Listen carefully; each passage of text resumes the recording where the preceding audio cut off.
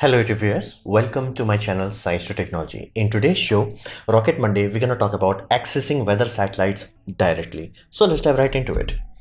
Now, first thing you have to understand, almost all weather satellites are specifically what we call open for download. What does that mean? That simply means you can't transmit anything to the satellite, but downloading, go YOLO on it. You don't have to worry about it. It is 100% legal and it's meant for data sharing, except European Union. They have some weird rule. This is like you have to pay for them around $500 for a key.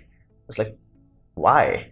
That's really stupid. But other than that, including NASA, including Japan, including Russia, most of the places, most of the satellite, as long as you can figure out how to decode it, it's yours. Go YOLO on it. It's 100% legal. And you might be like, okay, why would any other nation would allow other nation to access their data? It's like, reality is very simple. Yes, these satellites are idiotically expensive. I'm talking hundreds to thousands and thousands of millions of dollars. So yes, they are expensive puppy. But here's the there are around 200 countries on this planet. Not one, not two, not only top 10 spacefaring countries. There are 200. So getting data to all of them helps them. Now, what is the benefit of that? Well, better weather prediction. Flat out, you cannot make weather prediction on only ground basis nowadays. You have to know what is like a hurricane on the other side of the planet is. That's why each country shares it that way. Like, think of it this way: Japan is sharing their satellite data with America. America gets the benefit of the other side of the planet, and their ghost satellites feed data to Himawari satellite. Himawari satellite, that is Japanese, that is feeding data. So both can see from the both side of the planet at the same time. That allows them much better weather prediction software algorithms, simply because they can see, they have more eyes. So that's the whole point. That's why there is a collaboration and share. Now, yes, in principle, you can download most of this satellite data directly from some website and all that jazz. Now, if you are one of those people who's gonna comment something like that, please leave this video right here, right now. If you want to download it, any Tom, Dick and Harry can do that. Just click whatever link you want to do that. Leave this video. This is the video is dedicatedly for those people who are interested in, can we do this, or how can we do this, or how I did it. Past tense, I already did this. So that is why this video is made. Now, what is my setup? Well, rather very simple. I started with V-dipole on a PVC pipe. So it's a complete 10-foot PVC pipe or 3-meter around PVC pipe. It's a slim PVC pipe on top of a bit thicker PVC pipe, so it has more rigidity, and I used a lot of napkins as a spacer. So one pipe, it vibrates a lot. So two pipes, one pipe, coaxial pipe inside each other, that's much more rigid. And I'm focusing at this point, like my current setup is focusing on 137 megahertz for polar orbiting satellites. There are many satellites. Most of the weather satellites are polar orbiting, meaning at any location on Earth is gonna cross two times, so one in morning, one in evening. And most of the benefit is that generally it's always in light. So in my case, most of the satellite generally passes around, like, let's say a Russian meteor that will cross me around 6 a.m. and then in the evening around 12 hours later. So it does drift. Be mindful, these satellites do drift. It's not like absolute accurate. There's too many dynamic forces involved. So they do have the ability to drifting. So time will drift, but you can be damn sure in the morning you're going to get some passes, in the night you're going to get some passes, in the night as in like late evening, and that's it. You're not going to get anything more than that. Now, I do need, because of my exact location, I do need FM blocker. Now be mindful, if you're in a big town or any places where you have a lot of FM, you have to invest into this, because 137 megahertz is way too close to 104 megahertz. That is like the upper limit of commercial FM systems. So you will have a scenario where your FM could overload the SDR. Now some SDRs are better built and some SDRs have inbuilt filters. Now, if you do not own one of those, you have to utilize a filter. Now, I'm using that because I have freaking one repeater station. I don't even have a full-fledged FM station, a repeater station that repeats government basically FM station. So I have to buy this. Otherwise, I would not even needed to worry about this, but I have to. So I buy this, and then I have what we call low noise amplifier. Something like this. Now these things are very cheap. Like I can, if you're in right place, you can get it for 500 rupees to 1000 rupees. Now be mindful, most of the low noise amplifier is what we call direct power. So you have to power it from externally. Now that's inconvenient, and this is like on the 3rd floor. So it's very inconvenient to run, like, power wires there. So what you can do is what Ethernet company does, power over Ethernet. On basically radio system, we call it bias T. So by bypassing on the basically RF output side, there is a capacitor. If you bypass that, this becomes inherently bias T capable. So I modded my basically low noise amplifier, so it's bias T capable. So only I have one coaxial cable going to that place. I don't have to worry about it. So I have a FM blocker. That's the first thing. So antenna receives the signal. FM blocker filters out basically 100 megahertz radio channel that I have, and then the low noise amplifier boosts this up, utilizing the power that is getting from the coaxial cable, and using the same cable, it throws the data downwards. Now I have one of the worst thing that you can have in a radio system, that is 25 meters of RJ174 cable. Now why do I have this? Simply because it's a 3-story up. Now most people will flat out say thou shall not do this. I cannot help it, simply because the only way to bypass is either to have a box that has a Raspberry Pi running in headless mode, or some other thing like that. Now I do not have that luxury. Now again, most people generally do it only for once and twice, so they have a laptop right there next to it, and they can collect data from the passes. That's amazing. Like if you have that kind of luxury, you're gonna get passes that will make my passes look like bitch please. So but I do have to deal with this 25-meter long cable, so that is why amplifier is compulsory for me. Now many of the SDR, like I use AirSpy R2, it does have bias T, meaning it can inject power into the coaxial cable, but it's limited to like 3 and 4 volts. So if to get more oomph out of it, I want to inject 12 volt. So I built a basically bias T injector. It's surprisingly easy to do, and you may have to do it if you are buying any SDR. Most SDR do not have, like low budget one, do not have what we call bias T power delivery, so you may have to build this. Surprisingly easy. You need a basically capacitor and just 2 female jacks and quite solid core wire. You can make the coil yourself. Done. So that's something I already done. And SDR basically AirSpy works with SDR Sharp because they are made in the same company, so I'm utilizing. That's my physical setup. I have the V-dipole antenna on a very long pole, then I have a FM filter, then I have a low noise amplifier which works on basically bias T, a bias T injector, and then I have R2. Now what softwares? Now this is one thing that I'm going to be flat out simple with you guys. Install SDR Sharp in community package mode. Do not install the raw SDR itself. You will waste way too much time if you do that. So just directly go into the SDR AirSpy website and just download SDR Sharp community package that has all the plugins already built. Now after that, you have to understand satellite goes through what we call Doppler shift. Yes, it's real, it happens. So in those sort of scenario, your satellite, even if you are tuned to, let's say for example 137.1 is the frequency of, let's say, NOAA 19, you are like, okay, I'm good, I'm setting receiving data from that. You started to pump data from your SDR software to a decoding package. Everything is working. Here's the pass would be, let's say, 15-minute long generally. Now you will notice in the beginning everything is awesome, you fine-tuned it, everything's awesome, data, and then you will notice, hey, wait a minute, the signal is literally drifting off.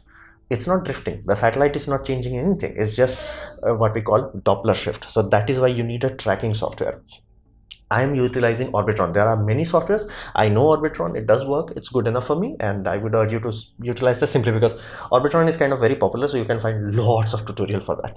Now what Orbitron does is, like, it is built in such a way that it's connected to many online services. Now all these services do what we call Kepler update. So Kepler is generally an algorithm that will allow a software like this to predict when the pass is, where the satellite is. Now these prediction data comes in what we call TLE. Basically it's where the satellite is, what velocity is moving, elevation, all that. It's just 2-line element. That's why we call it TLE.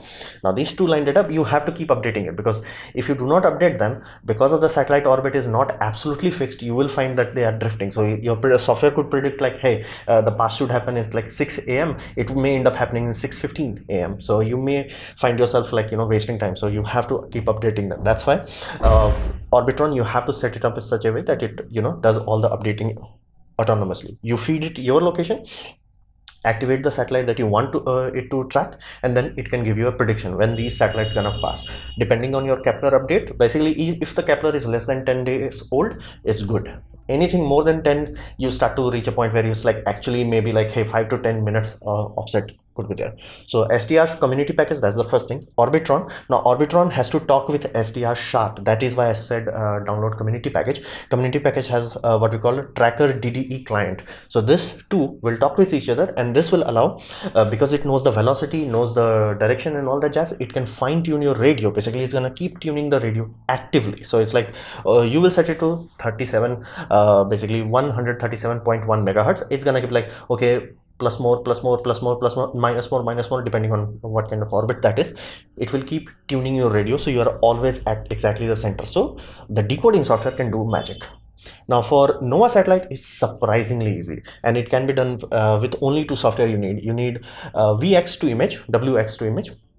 Super easy software, but be mindful, these are ancient software, nobody updates it because they have moved to better satellites, and some people who are passionate about this, they are keeping it up to date.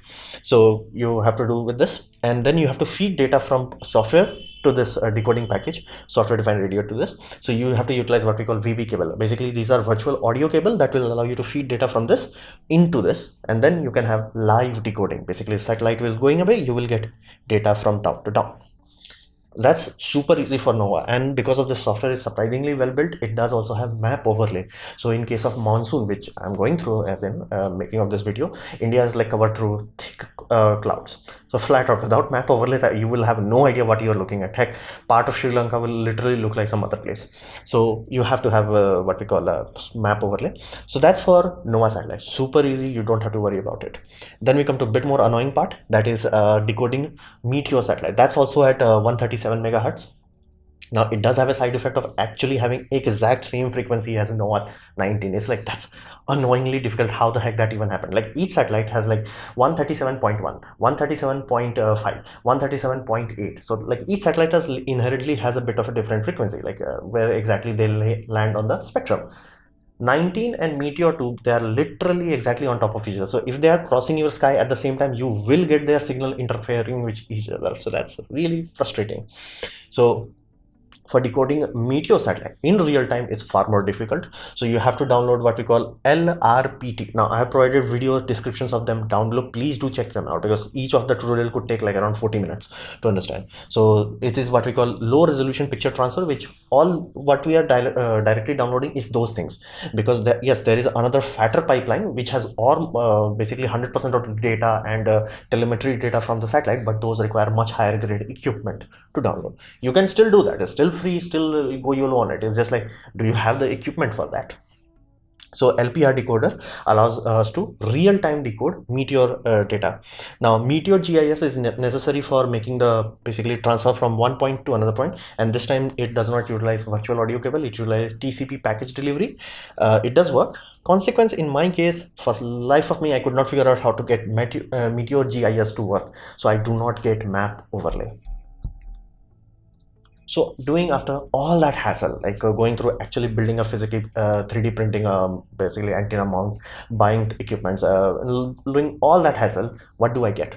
Well, if in simplest term, sometimes I get a good feeling, like flat out. When I actually get this system working, it's amazingly good. So this is one of my best NOAA pass, and you can see like India is only like 7 blocks. Like in NOAA, you can get these blocks to calibrate yourself, basically how much is. If you have 7 blocks, India is covered inside it. Like some people are in such a radio quiet zone, they could get like 12 blocks. That's amazing. Like anything above a 4 and 5, if you have 4 blocks, you can see your neighboring area. Like I think 1 or 2 states would be covered.